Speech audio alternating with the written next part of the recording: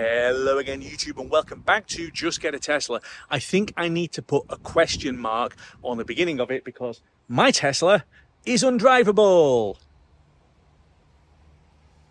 So this is not the video I was planning on making this week. I'd actually mostly edited the first film that was going out, which was a driving video. We're talking about range.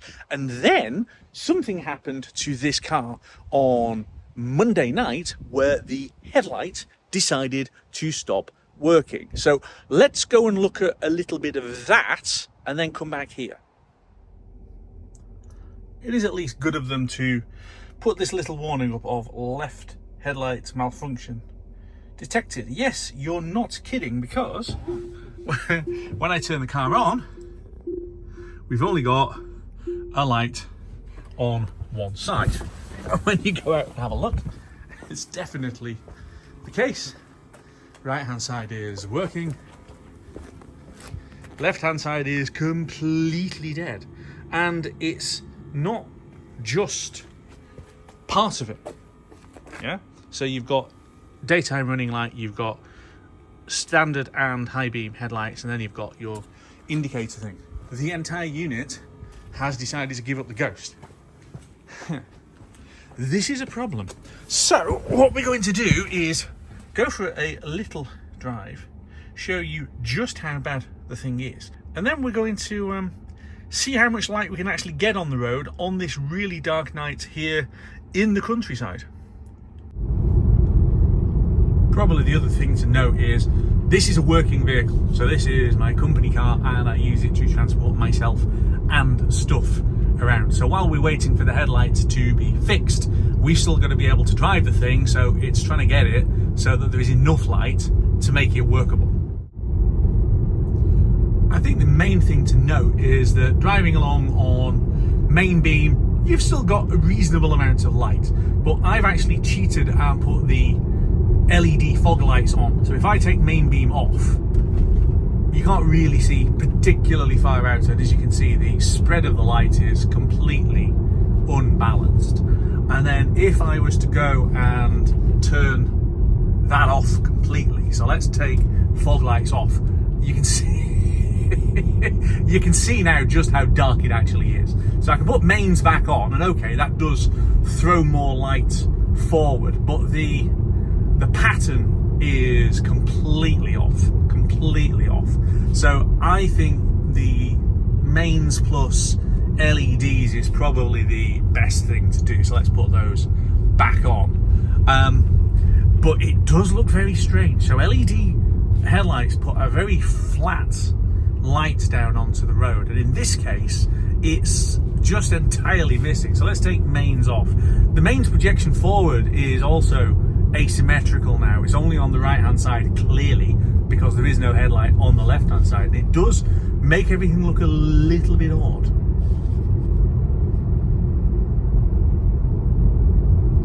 I mean, we really are obviously out into the sticks. It's a cold and clear night. There's a few stars starting to show above, and as we get darker I'll be able to see more of them, and of course I'll definitely be able to see more because my headlights really aren't working properly.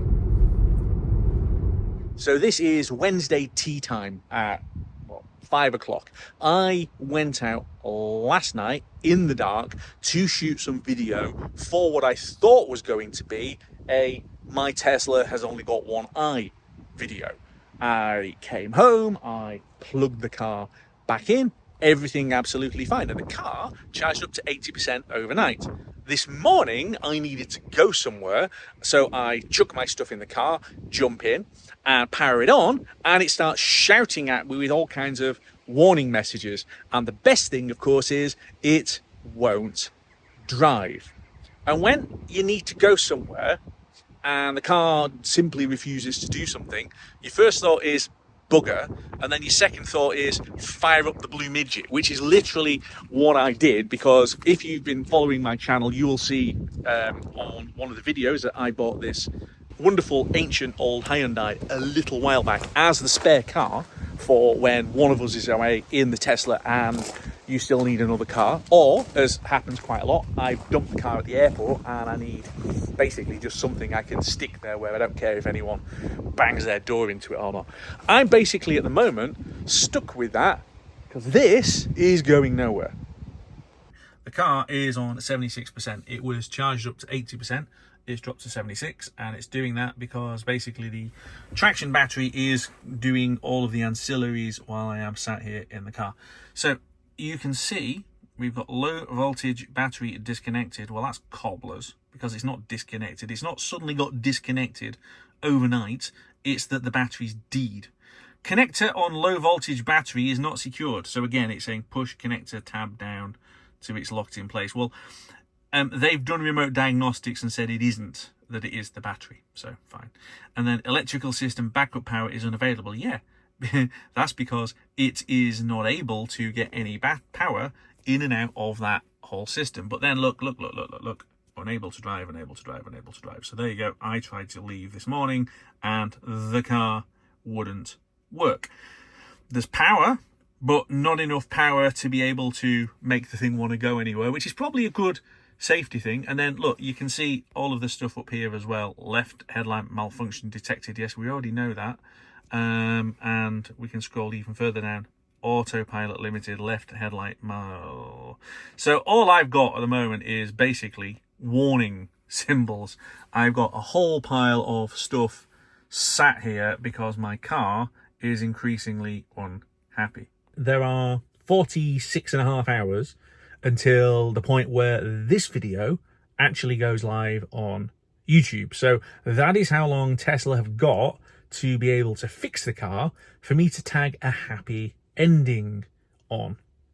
And honestly, I don't think that's going to happen. So here's how I'm feeling about it. If I'm honest, I'm a bit angry. And it's what exactly is going on with this car angry. I'm not angry at the people at Tesla because you know what? Again, the customer service person I just spoke to was genuinely phenomenal. She was trying everything she could to find solutions to be able to get this sorted. And I know the service centre guys down in Aberdeen are fantastic as well, which obviously is where the car is going. If you actually speak to and interact with any of the people at Tesla, they are brilliant, lovely people who are enthusiastic about the product and what they're doing. But the product is the issue. Now, it does look like this is the low voltage battery that's gone. And okay, fine, they don't make those. But there is something about EVs and hybrids in general, basically munching that low voltage battery at a rate of knots which you don't get with petrol and diesel. Obviously you get all of the other advantages of not being petrol and diesel, but it does munch batteries. And by the way guys, anyone who's got a car that's an MHEV, so mild hybrid electric vehicle, you're probably going to get the same problems. So here's where we're at. Earlier on in the year, Wifey still had a Hyundai Ioniq EV. The 12 volt battery on that went kaput abruptly while she was parked outside her place of work, and that had to get recovered back down to the dealership, but it was literally just as we were handing it back, so she never drove it again. Wifey's car, you actually could only get into it by using the mechanical key, which of course this car doesn't have. And now you've got my car, where it's definitely still here and you can get into it, and the traction battery's got loads of power inside it, which is able to power everything inside the car. But because it says that the low voltage battery is disconnected, it will not drive, which is a problem.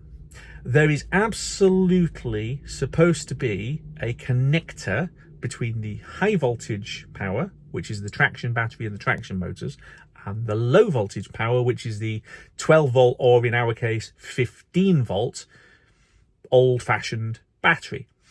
And that connector is there supposedly to make sure that the low voltage battery doesn't die. And we had it in certainly Wifey's Ioniq, and it appears to have happened in this, that despite that system being in place, the battery dies anyway. And I've done some research on this, and I've had a look around, and there's actually quite a few places where people have got the same thing. where the EV low power battery just goes kaput. And these things aren't cheap, because this isn't your bog standard cheapo Halford special. Oh no, no, no. This is a 15 volt, I think it's lithium ion. So yay to all of the conspiracy theory nutheads who've been on my channel recently after the Luton Airport fire. It's a lithium battery that's died. It's the end of civilization. Of course it isn't. But the point is that this is not a cheap fix. It is for me because it's all under warranty still. But I've done, what, 22 and a bit thousand miles in this car. And as the thumbnail said, I've actually had quite a few expensive faults on this car. Now, I haven't had to pay for any of those because it's under warranty. But what if it wasn't? Because the drivetrain and the battery have got 120,000 miles of warranty, but everything else has only got 50,000 miles. Now, that isn't actually that unusual, right? 50, 60,000 miles does tend to be where a lot of warranties are. Yes, you can get 100,000 miles in some. I did see unlimited, but they don't actually give you a lot of unlimited warranty on most of the stuff. But the point is that the Tesla warranty isn't outrageously poor. And this car has got far, far, far, far fewer parts on it than a petrol or diesel car, which should mean there are less chance of those breaking down. Should do. Mine, on the other hand, is it a lemon? Because this just seems to keep happening, and it is diluting my enjoyment of owning a Tesla and driving a Tesla. And my God, I love my car. I really do. Warts and all. I love the thing. But is it one of the Shanghai factory's Friday afternoon specials? Now, for anyone who doesn't understand the term, this is what used to happen, where basically you get towards the end of the week, it's a Friday afternoon, and the assembly line just can't be bothered doing it properly, so just chuck anything on, it doesn't matter, let's get to the pub. A Friday afternoon special. I am wondering, is this the Chinese equivalent? Because I've just had fault after fault after fault in the last few months, and if I were paying, they're all expensive, and it's not a cheap car. Okay, so the last car of a similar value I had was the Volvo S90, and that also had fault after fault after fault. Actually, most of them seem to be the same fault, which initially they refused to accept, then they didn't want to diagnose, and then they didn't want to fix. Yeah? And you hear about that kind of treatment from BMW, Mercedes, Audi, others, right? So I know this isn't just a Tesla thing, but it's difficult for me to say just get a Tesla when mine appears to be a bit of a lemon. Because if they fix it before this video goes out, then I'll edit some of this stuff out and I'll be much nicer. But it's if. And so far they haven't. I'm recording this on Friday morning. As you can see, the car is still here. The car still has got a lack of interest in driving. It's still powered on. I can go in, I can turn the car on, I could sit with the heaters on watching Netflix, but it won't drive, and it won't drive basically because the lithium ion, yes guys, the lithium ion 15.5 volt low voltage battery under the front is unhappy, and they are not going to be able to replace it until Monday.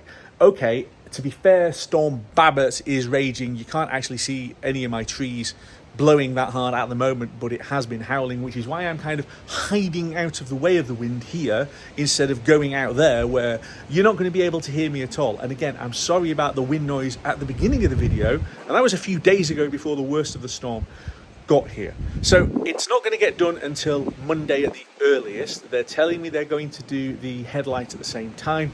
That will be day 6 of not being able to drive my Tesla. It's not good, is it? There does seem to be a lack of bits available, and the 15.5 volt battery being a key to it. That's it for this week's video. Like and subscribe, hit the bell icon so you get next week's video where we find out what happens when they try to fix it. And I will see you very soon with a big question mark on the end on just get a Tesla.